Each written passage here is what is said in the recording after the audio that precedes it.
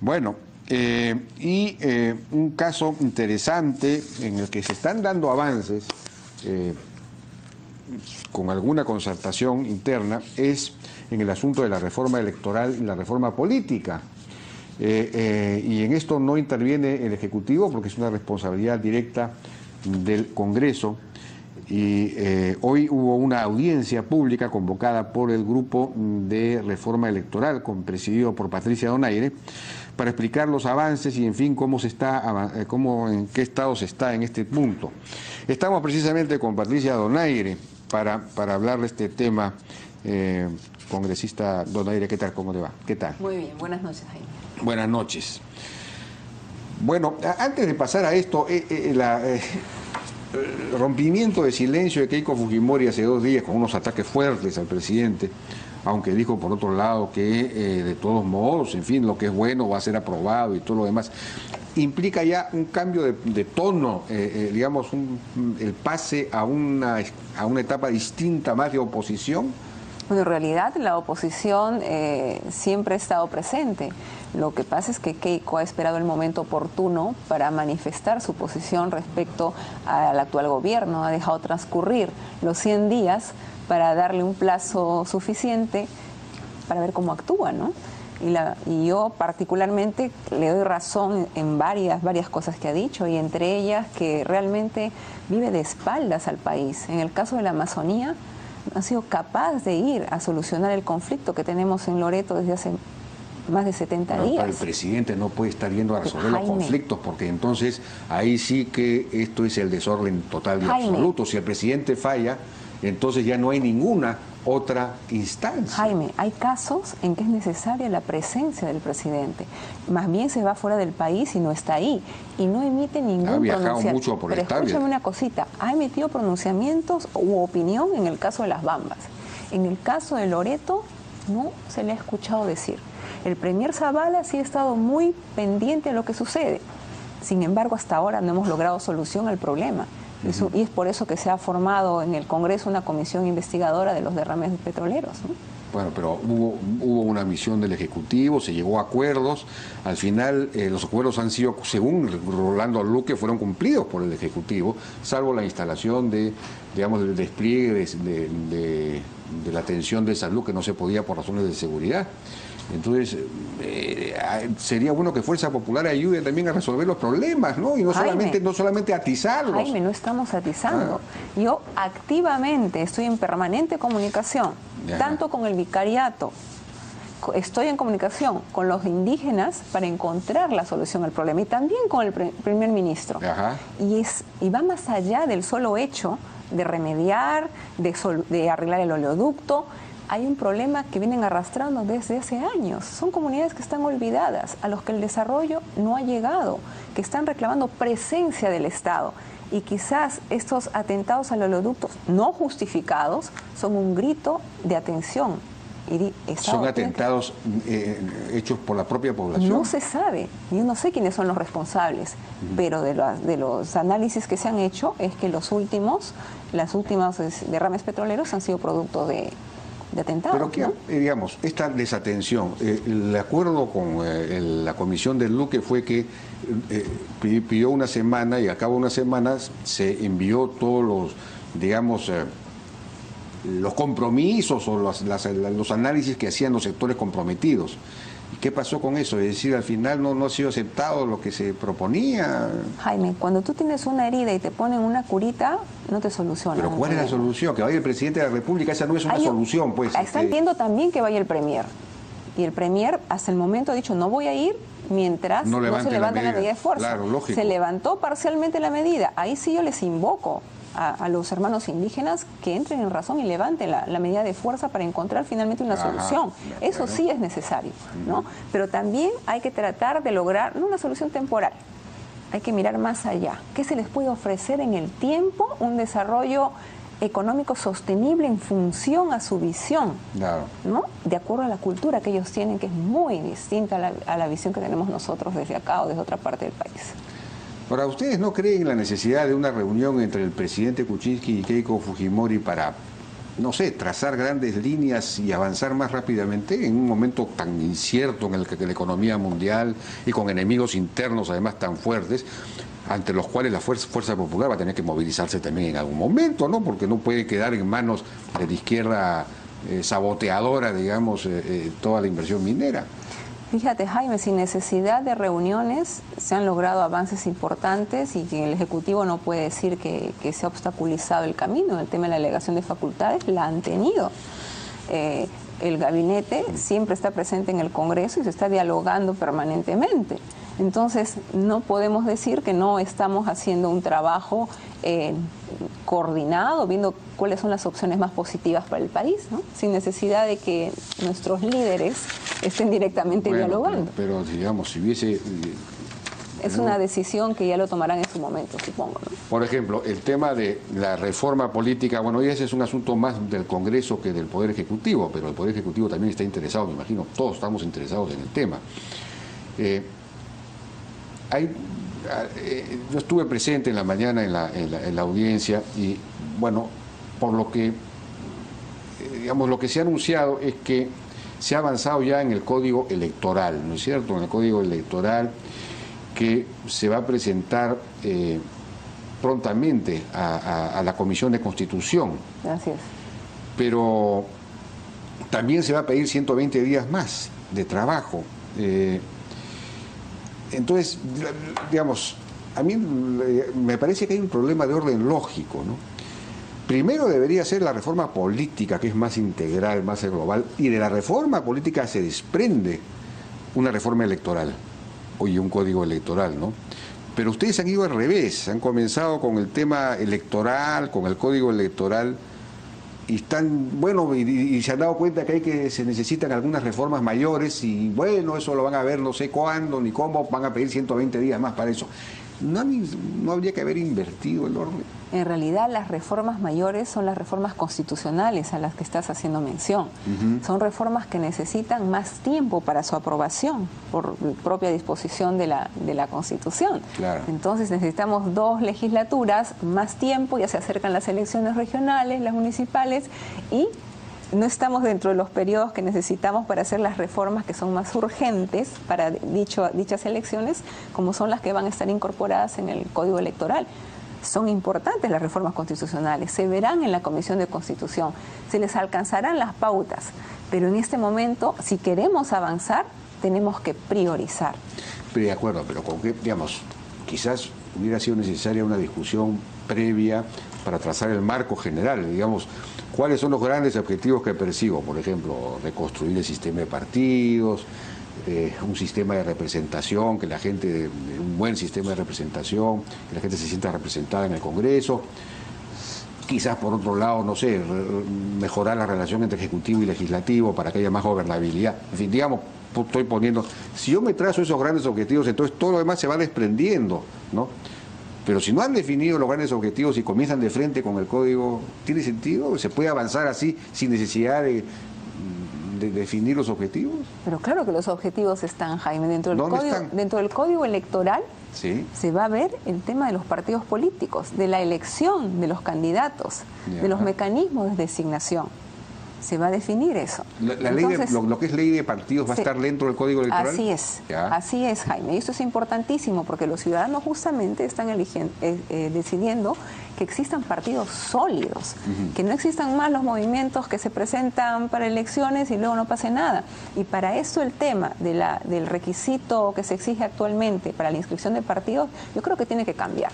No se puede pedir solamente una lista de adherentes en donde cada uno va por la calle haciendo firmar a quien pasa por ahí para inscribir a un partido. ¿Cómo sería? Quienes firman por un partido tienen que ser afiliados de ese partido político, inscribirse en ese partido político. ¿Habría una cantidad mínima? Habría que definirlo, pero yo creo que necesariamente para fortalecer el sistema de partidos tiene que ir por ahí. Y hay una propuesta también interesante para el tema de, como un requisito para ser candidato por un partido político que lo ha propuesto Mauricio Mulder, y es tener pues una inscripción de 3 años en un partido, ¿no? Eso también fortalece a un partido político. Pero entonces no podrían haber invitados. El tema de la cuota de invitados es parte de la reforma. Se tiene que mantener en alguna cantidad. todo eso se compagina. Yo creo que no excluye uno del otro. Pero también, si has podido escuchar, hemos dicho que para ser candidato hay que cumplir algunos requisitos como el no ser condenado, ¿no? Por terrorismo, por corrupción, por secuestro, por homicidio, por violación sexual. Es importante tener en cuenta. Yo creo que la población lo que quiere es tener representantes que no tengan tacha.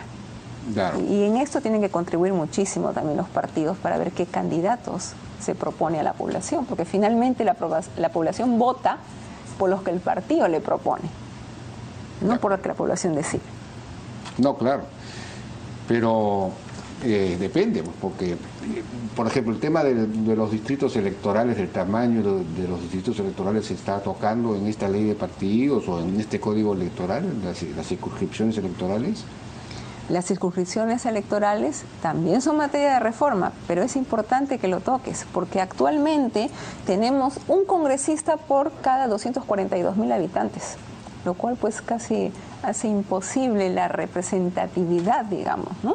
de los propios ciudadanos.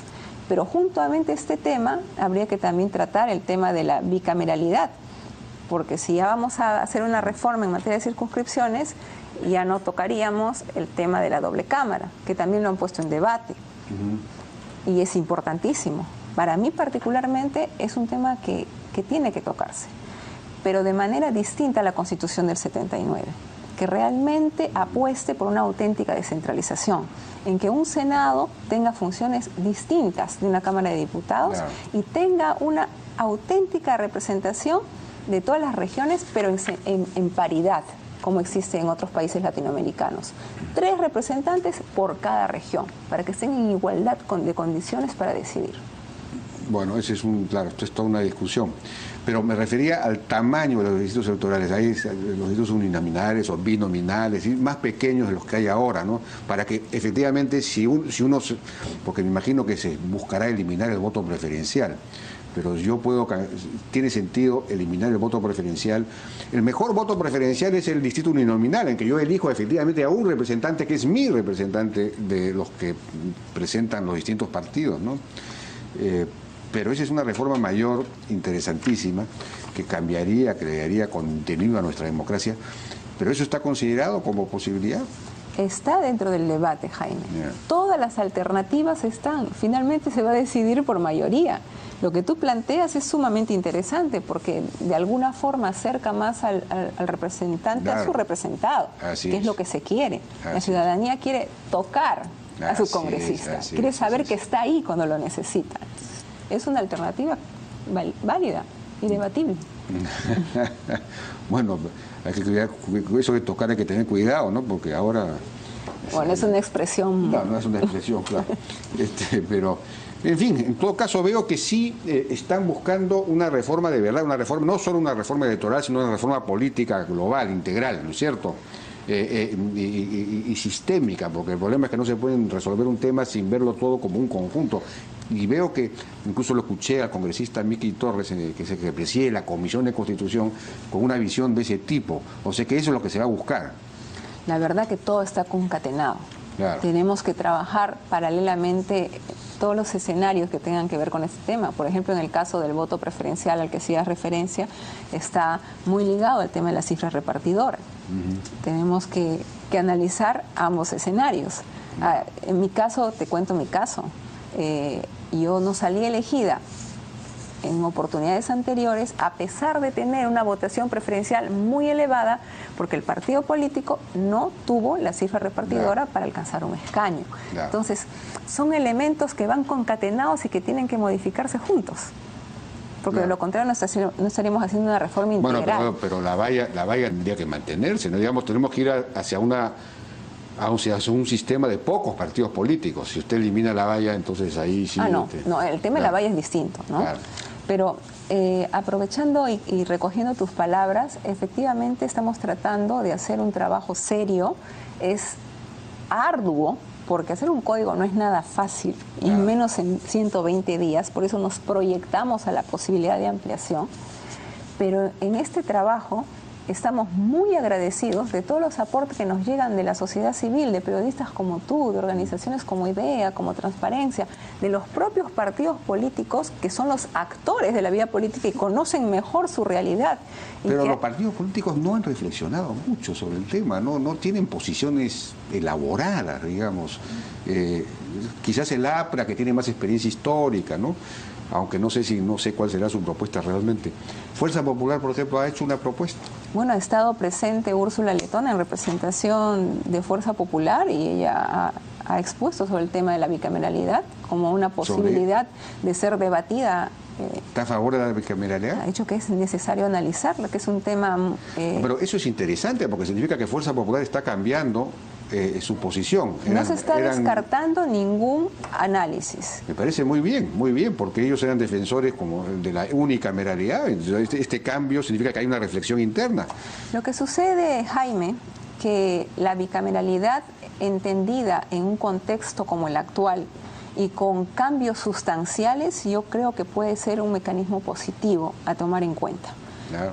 No, por supuesto, claro que sí, ayuda a que salgan leyes más sabias, ¿no? Es un factor de control de poder, porque un Congreso unicameral puede ser muy débil o puede ser muy dictador. Por ejemplo, si Fuerza Popular se propusiera, podría simplemente tumbarse a todos los gabinetes, porque tiene mayoría en el gobierno, o podría dar la ley que le diera la gana sin ningún límite, porque no hay un Senado que lo controle, ¿no? Pero felizmente hasta ahora están funcionando con cierta responsabilidad. Hasta el momento yo creo que vamos a continuar actuando con responsabilidad porque, porque la población es eso lo que nos impone, ¿no? Bueno, pero hay esta ley que ha criticado el Ministerio de Economía, que viola un principio presupuestal que venía aplicándose desde, digamos, el Perú es muy sensible al tema fiscal y presupuestal desde la hiperinflación, ¿no?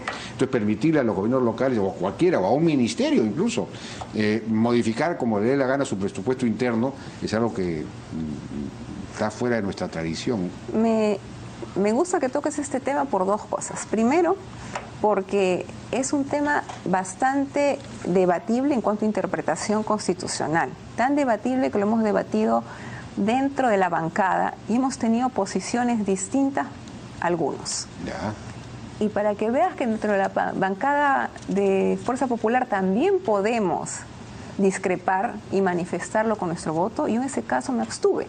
Ah, está bien. Porque consideré que se necesitaba un mayor análisis, porque algunos constitucionalistas decían, bueno, no implica iniciativa de gasto, por lo tanto no es inconstitucional. Por otro lado se decía, en materia presupuestal, el único que tiene la potestad de iniciativa legislativa es el Ejecutivo, no se puede hacer esta ley. Y ante esas dos interpretaciones yo creía que era necesario un mayor análisis. Claro. Entonces me abstuve y no pasó nada. O sea, en Fuerza Popular hay libertad para expresar las opiniones. Ah, bueno, pero eso así debería ser, eso no es una gran noticia que haya libertad. Por supuesto que sí, siempre la ha habido. Siempre la ha habido. Bueno, pero sí sería interesante que en Fuerza Popular haya un debate interno acerca de cuál debería ser la propuesta de reforma política, porque es una manera digamos, de reivindicarse respecto del pasado autoritario, ¿no? Tener una propuesta institucional, de consolidación institucional del país sería algo extraordinario. Creo que hasta el momento quienes hemos actuado con más responsabilidad en el tema de reforma electoral hemos sido los de Fuerza Popular, los que hemos estado presentes en las mayorías de sesiones, y aquí hay que jalar un poquito las orejas a los representantes de los otros partidos que me presentan licencias de último minuto en las sesiones y no me permiten avanzar. Yo a pesar de eso avanzo y les hago llegar ya los avances para que ellos lo lean y luego lo Pero mayor responsabilidad para que Fuerza Popular haga un debate interno, ¿no? A partir de su propia experiencia histórica, que se desprende en términos de propuesta para construir una democracia eficiente, sólida, ¿no? Con partidos políticos serios y todo lo demás. Sería bueno que hagan esa discusión, ¿no? Bueno, definitivamente que sí. No solamente dentro de la cabeza de Patricia Donaire. Pues, no está solo en mi cabeza, ¿no? Y yo creo que Rosa María Bartra, que también es parte del equipo de reforma y ha presentado una propuesta interesante sobre el cronograma electoral que permitiría ordenar los plazos. Edwin Vergara también estuvo hoy día en la audiencia y lo habrás escuchado, que está preocupado por el tema de la participación indígena en las listas del Congreso, como existe actualmente ya para las elecciones regionales y locales. Es decir, creo que cada quien está poniendo su aporte, así que no estamos sin hacer nada. Ya, pero sería bueno que haya pues un seminario interno, digo yo. Le sería bien, porque es una manera de comprometerse bien con la institucionalidad, ¿no? Estamos comprometidos, créeme, Jaime. Bien, Patricia Donaire, muchas gracias y felicitaciones pues por los avances.